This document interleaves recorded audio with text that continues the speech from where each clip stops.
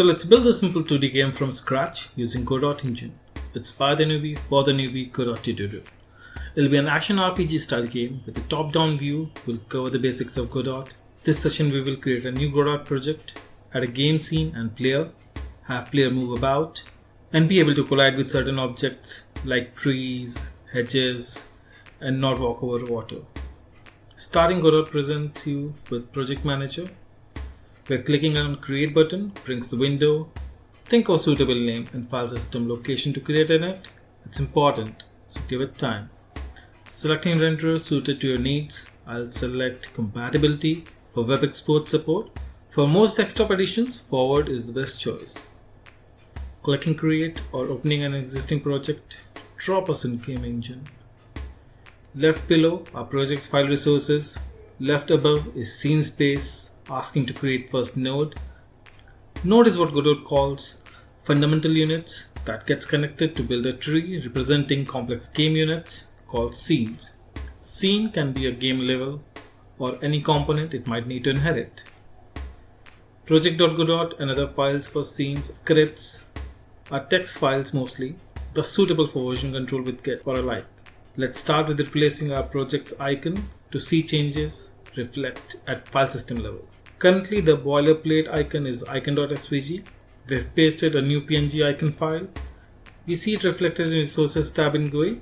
Now we need to configure it. Open project menu, click project settings.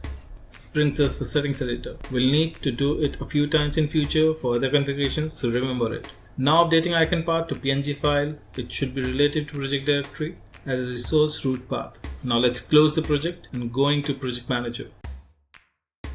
This shows us our new icon. Let's open it and dive into actually making game. It is by default in 3D viewport mode. Let's select a 2D viewport of empty scene from top bar options. This gives a top-down view with X as horizontal and Y as vertical axis. We'll start with creating two folders in our resource tab. One named scenes for game scenes we'll start creating, and another named assets for graphic assets that we'll use to fill up those scenes. Now in top left of scene, click on the 2D scene to be the root node. It creates node 2D as root node of the scene tree. Let's name it GameWord as that's what it'll serve. Right click, rename or F2 function. Save it in scenes directory, file tab tscn for scenes. There's a plus sign in toolbar for scene tab. Click on this or right click on node to add a child node, or just Ctrl A while having the parent node selected. Now in this new tab panel, search for tile map. As we see, tilemap is marked as deprecated, so we'll use its successor tilemap layer that is below it as our first child node. When a player moves about and interacts with other game items and background like water, land, roads, grass, they all will be placed using this tilemap layer. This will allow us to place maps, background tiles in a grid to create a place where our game will take place. While keeping tilemap layer selected in scene panel, on right top panel for inspector, we'll change its properties to start making desired changes. First click on drop down for tileset config and add a new tileset.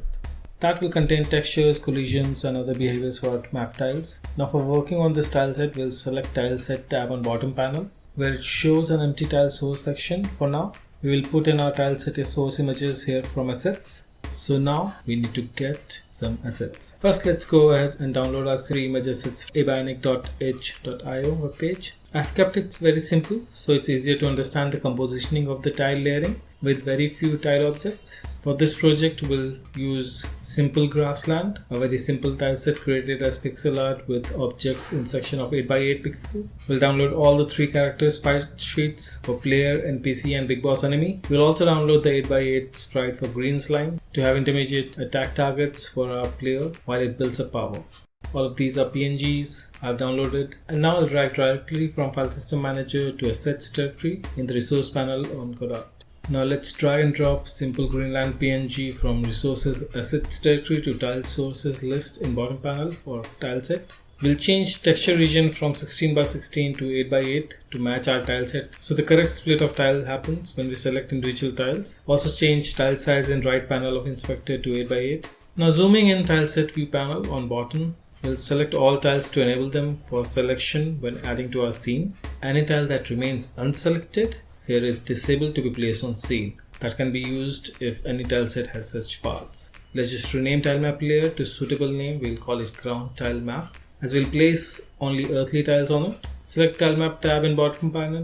This is where we select tiles to place on 2D viewport. We'll start with sea surrounding our game world island. So let's zoom in a bit and place the top corner sea tile as pointed by arrow. We see a tiny blue dot here. That's because we are building a relatively big area with tiny tiles. But when we add a desired camera later, all that we place in a viewport would be visible clearly, so don't worry and follow through. This tilemap panel has a toolbar above it, which has a pencil selected by default.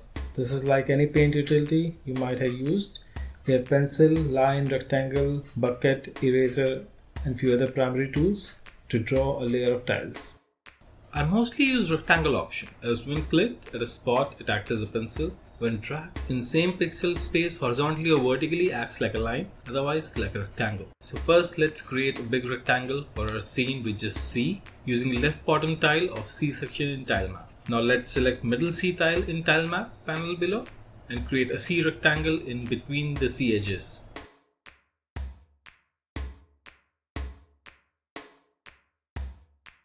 Now we'll fix the left edge of C, selecting arrow marked left side C tile in tilemap below, and we'll stretch a line on left in viewport set of tiles. Then we'll do the same with the other 3 edges.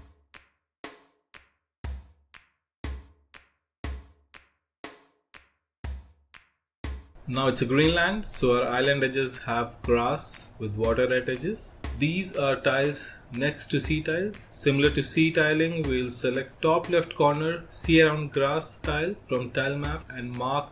This time we would create the edges first to get a rough island markup, starting with the top edge. Since it's island edge, giving a dual edge looks decent as well. Then top right corner C around grass tile, and continuing with the top edge tile to give a bit non-rectangular feel to our island. Then right edge C around grass tile, ending with the bottom right corner C around grass tile, followed by bottom edge tile.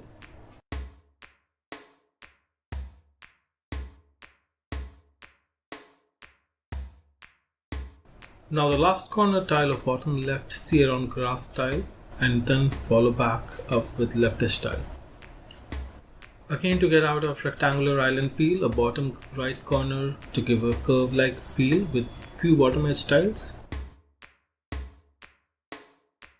Then follow down from first corner with left edge tile and closing up with bottom right corner.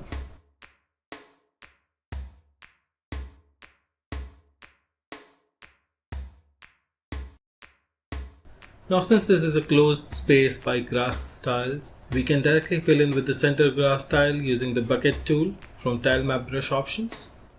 Now that we have a basic layout, we will give it a quick run. Pressing F5 function key or the play button on top bar control options would do it. It asks which scene to pick as first when starting the game. Since none is configured yet, giving option of current scene to be it, we'll select the current.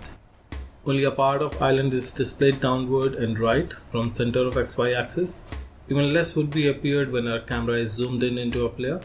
When our player is able to move around, we'll be able to explore it all. So let's create our player. Before we add more things on our island, clicking on the plus sign next to the open scene creates an empty unsaved scene similar to GameWorld scene. Same can be done from the scene menu. It is fresh as GameWorld scene before we modified that. Similar to that, we clicked on the 2D scene to have node 2D as a root node and rename it to player. You can directly have a character node as root here, but let's keep it like this for now, which can contain sprite animation and physical collision and information for player. It shows warning icon since it mandates a shape by collision node attached to it, which we haven't done yet. Now let's add a child node of animated sprite 2D to character body 2D. Remember that character body 2D node is selected in scene panel while adding and not player node. Always pay focus on what node is selected when adding a child node. Animated sprite 2D would allow us to play different sprite actions on SpriteSheet as an animated player. With animated sprite 2D, selected inspector panel on right shows property for it. Here let's expand animation section and click on new sprite frames from sprite frame drop down as focused by arrow. This opens up sprite frame tab in bottom panel. Here a default empty animation is already present. We'll rename it to idle. Then click on the mesh like icon in toolbar for this panel. In open file dialog box, we'll go to assets directory and open player X sprite sheet. In select frame section, when we zoom in the sprite sheet, current sections are 16 by 16 as default. So let's change in options on left to 8 by 8 as that's the size of frames for our sprite sheet characters. Now we can select individual frames for animation. So let's select all 6 frames above idle in order. We have zoomed in our viewport so we can see our character, but it looks blurred. So let's fix it in the inspector panel for animated sprite 2D. Expand texture under canvas item section and change inherit config to nearest. Now that render is crisp, let's click on play button. Let's save this player scene in scenes directory as well. Now that we have seen clear impact of texture on player, let's tweak the same for tile map node here as well. Going back to the player tab, as marked by arrow, click on new animation icon and let's rename it to run. Following the same steps as for idle, we'll select all 6 frames indicated for run in order. The pace seems a bit slow, so let's increase the frame per second config in the FPS slider at sprite frames toolbar. I like 10 for it. Now let's move on to adding collision shape 2D to our character body 2D. In its property for shape drop down, let's select capsule to begin with and resize it using the red dots on end to match size of physical interaction space we desire. This physical interaction space will help our character to not behave like a ghost. The space designated here will be able to invoke events when come in contact with physical spaces of other nodes. Now let's add another animation. So select animated sprite 2D again, click on new animation tool icon and rename it to attack. And add all 8 attack frames with same as previous method. As you'll notice, this has a sword which moves more in corner edges towards player front.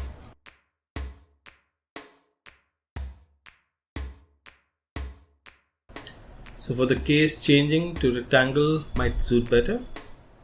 We'll just play around with it and see how it works. Now going back to the game word scene, clicking on link icon in scene panel while game word node is selected, would add an existing saved scene as a custom child node to this node. And although we have player now, but looks like a small dot because our character is 8 by 8 and word resolution is in several hundreds. So we'll go back to the player scene and add a child node to player called camera 2D, which will confine our render scope for the scene. In properties for camera 2D, let's tune zoom in values to 4 by 4 and see the result. It's better. Now let's try it with 6 by 6. I find this closeness better for now. While we look at more tiles we add to not miss any bad placements.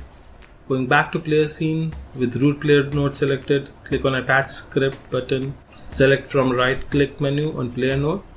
Let's keep the script as suggested location for now. So Godot uses GDScript, which looks like Python because of the indentation creating the code blocks. So let's get on with it. We'll just write some simple GDScript here. To start with, we'll declare a variable at the script layer. Add export via speed to provide variable for speed multiple when player moves, which is configurable from player in inspector properties panel itself because add export has been added before var. Then define logic for process function, which runs at every frame render for game based on machine's display. Delta denotes time passed in between the frames. Here let's declare a variable to fetch input vector to identify in which direction our player is trying to move to. GetVector function takes input actions marked for negative and positive x-axis, then negative and positive y-axis for the 2D plane in the arguments. These UI write and other values are predefined Godot input names by default assigned to press of arrow keys and game controller actions. We'll modify player's position value by adding value of direction vector multiplied by speed and frame delta so as to change the position vector to intended direction with configured speed. Now with conditional of if directional length is greater than 0 indicating movement, $character body 2D animated sprite 2D refers to child node hierarchy where dollar starting any node name will refer to that particular node child. So where available with method allows to set animation for run, else for no movement, change back to idle. So we'll invoke the play function on it. On running, we see pressing right arrow key moves it to left and vice versa. Due to us placing UI right input action in get vector before for negative x, that would be left direction. So let's switch up the order of these input values. Running again with F5, and the input moves the player where we want. Let's select animated sprite 2D in scene panel and look at sprite frames panel for a bit. Here by default, first animation in order becomes default unless script changes it. We'll configure idle to be default by clicking this label like tool icon. This is more important to do with other animated sprites if you have them. Back to game scene. Now that we have a player to move about, let's add some more features to our ground tile map. It's a single layer, so if we try to place a wooden fence like tile above grass, it will replace the grass as well. So let's add another tile map layer to game world for worldly objects that are above land. We'll name it overlay tile map. Add a new tile set in inspector properties panel on right, which similar to ground tile map gives bottom panel tile set and tile map tabs to import tile set. As before, drop simple Greenland in tile sources and set tile size and texture region to 8x8 pixels and allow selection to place on scene. Then enable all tiles. This layer would be used for objects that can't be walked upon but have to be moved around, like fences, trees. We'll start with placing fence corners around the player's spawn point. Now focus arrows on tile map region in bottom panel and arrow in 2D viewport area to see what's being placed where. Now let's add some rocks around, just place them a bit in flow to not have a blocky feel to it. Also a few bushes around the fence. Now we'll add a bit of ground on the grass next to spawn point to not make it very monotonous. Since that's earthy tile, we'll place it on ground tile map. Placing the edge tiles. Placing the edge tiles first as we did with grass and then filling it with bucket.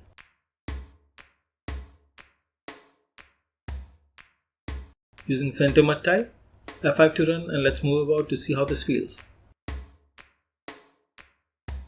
Let's configure the texture property of overlay tile map to be nearest as well for desired render. We notice our player to be walking below fences means overlay tile map tiles get rendered above the player. That is because the order in a scene tree decides paint order of graphics. So just moving overlay tile map order above player would fix that and avoid player to walk below flowers when we place them. Now we need to fix the ability of a player to be able to collide with the worldly objects like fences and not be able to walk over water. So let's use some basic physics setting. Godot provides set of physics presence layers. Any node that has ability of collision can be present on any of those physics layers and be able to collide to any of the layer's nodes. First, with player scene, we'll assign it a physics layer and enable it to be able to collide with layers we want. Select character body 2D for collision property in inspector tab. We'll select layer 2 for player to be on mask 1, 2, 3, 4. Clicking on vertical ellipses, let's edit layers name. So let's assign some recognizable layer names that we will be using. 1 for map, 2 for player, 3 for enemy, and 4 for NPCs. They will make more sense as our game grows. Now going back to game world scene, let's select ground tile map first to make water collide with player so as to not allow to be walked on. We notice two physics related properties sets in inspector tab for tile map layers. We need the physics layer section under Tileset. One for layer as layer 1 was for map, and 2, 3, 4 for mask as player, enemy, and PC were those layers so as to make it collide with all. Now let's select Tileset tab in bottom panel, select paint in the tool panel, and click on select a property editor. Here scroll down and select physics layer 0 for the one we just added to Tileset. The painting pane below gives a selected area with 4 points. That's the area of the current pixel that is enabled for collision. We can move about the points and more by clicking on any edge, delete one by right clicking on it, and cover selected parts of a tile to be collision enabled. So let's enable it for all C tile pieces. So can reset if needed from vertical ellipses. Let's enable it for lake tile pieces as well. Here we'll move around the points in painting to only cover the water. When you move about the points, click the tile back again for it to be applied, and then there a newer shape will get applied. So let's finish it for all the edges and middle water tile. F5 to run and test, but our player still walks on water. That's because we are changing player's position property in script that instead of trying to move it, simply relocates it. What we need is instead character to body 2Ds, move and slide or move and collide functions that uses velocity vector as a reference and moves character with physics applied. So back to player scene and going into script view, let's update the velocity similar to position. We get parse errors as there is no velocity variable. We declare it to vector 0. Move and slide. F5 to run. Our character doesn't move now.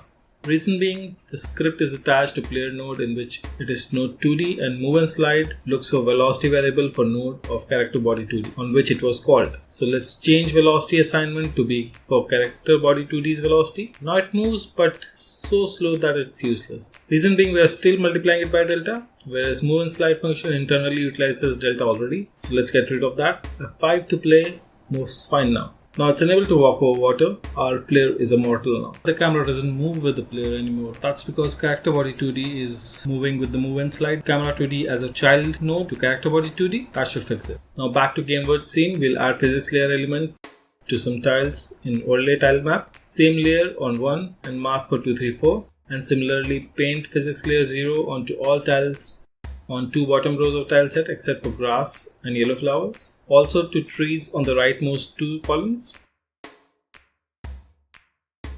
So keep an eye on tileset panel below. So our player which is on 2 gets stopped by fences, trees, bushes and such.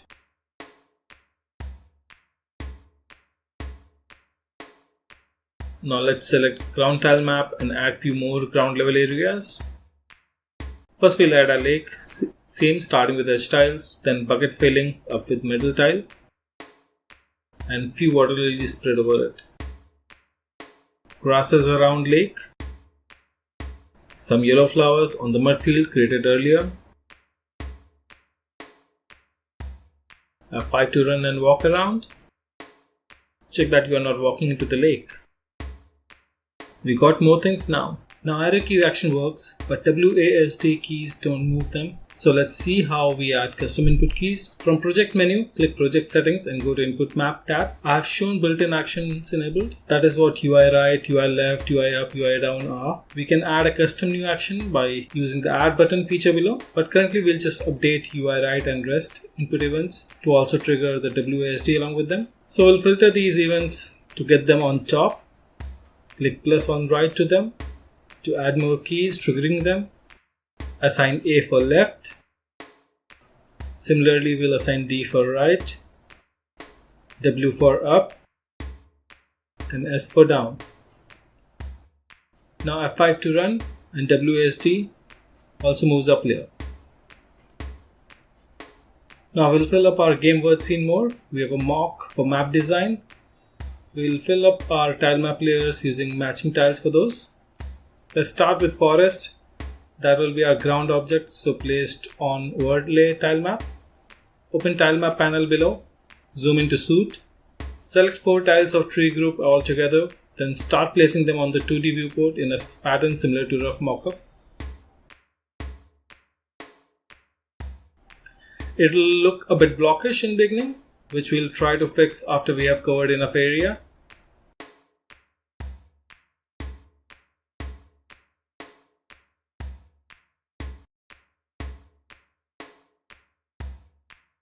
So after a bit of random drops in between for the edge of forest, let's pick the single tree for sparseness and start giving the rest of outskirt a decent shape.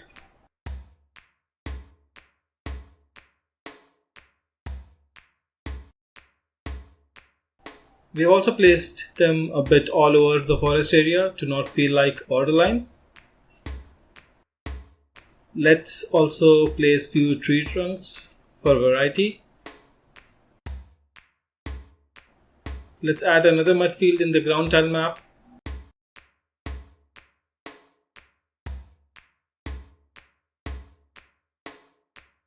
With few more angles to it.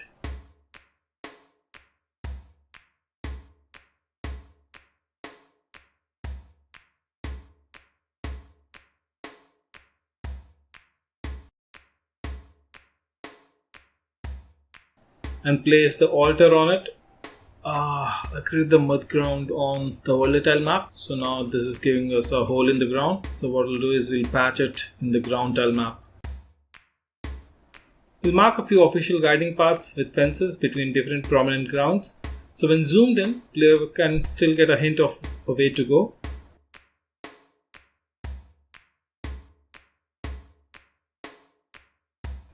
Map building is all about creativity, so once you have got used to the mechanics of it, you can utilize same techniques to build much richer lands for player to roam around.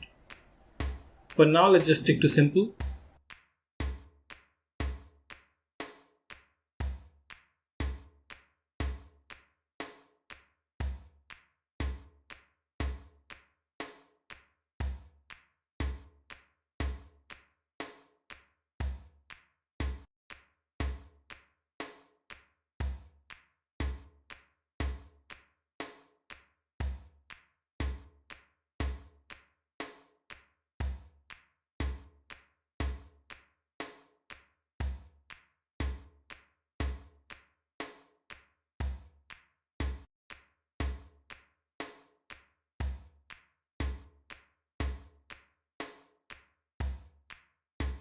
Let's add another lake on ground tile map. Some more water feature might liven up the route.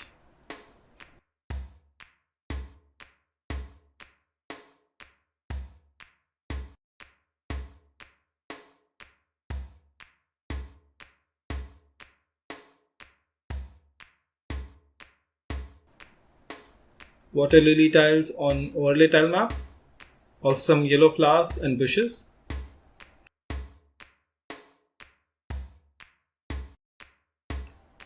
I also feel like laying down these grey mesh-like tiles as footpath for pathway marked by the fences, marking the texture different from all the simple grass around.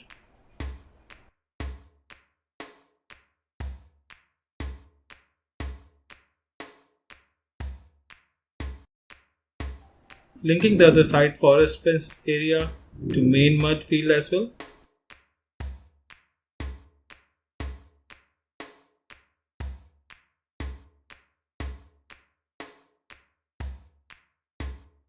F5 to play. Let's move around a bit. Checking the collisions properly. Can't walk on water. Can walk on land and flowers. Can't walk across fence. Can walk on pathway mesh.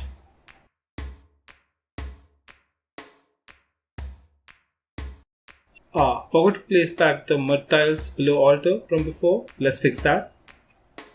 Going back to ground tile map, we see the empty space in mud fields. So selecting middle mud tile from tile map and placing it here. We'll reduce zoom on player a little to see the impact now that we have more on the map.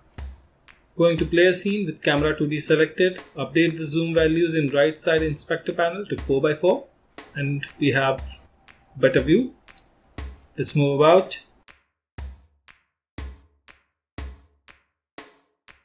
Let's increase the window size of a viewport, the width that our game runs in. In project menu, open project settings. In general tab, under window section, we will increase the first property of viewport width. Below it is for height, which will leave be. And we have some more viewport field to play with. This was session 1 with foundation of a top-down 2D game. We'll continue for an action RPG in session 2.